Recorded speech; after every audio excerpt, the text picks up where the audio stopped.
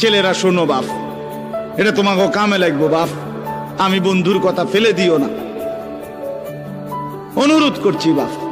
তোমরা যারা অশ্লীলতা, বেহায়াপনা, বিবাহের পূর্বে হারাম এই যৌবনের তাড়নায় তোমরা যারা নাচ গান, জিনা, ব্যভিচার, মোবাইলে অশ্লীল দৃশ্য দেখো, এবং যারা কোনো মেয়ের সাথে অবৈধ প্রেম সম্পর্ক, নাজায়েজ যে কোনো রকমের সম্পর্ক করছো, আমার অনুরোধ তোমরা এই কথাটা শোনো আমার। দেখো আল্লাহ কি বলছে। আল্লাহ বলছেন আল খাবিসাতু লিল খাবিসিন।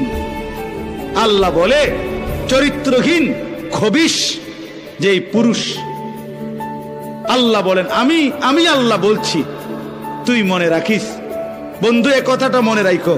এক ক্ষণিকের বন্ধু দুনিয়াতে সঙ্গী দুই রকমের, কিছু তো ক্ষণিকের সঙ্গী, স্কুলের ক্লাসমেট, এই স্কুল বদলায় এলাইলে এরা নাই, কথা বলে না, কলেজ বদলায় এলাইলে এরা নাই, কর্মস্থল বদলায় ফেললে এরা নাই।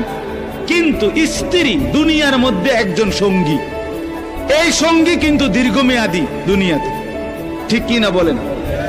স্ত্রী একদিনের, স্কুল বদলায় এলে স্ত্রী বদলে যায় না, স্ত্রী বিবি দুনিয়ার মধ্যে দীর্ঘমেয়াদী সঙ্গী, মৃত্যু পর্যন্ত সঙ্গিনী।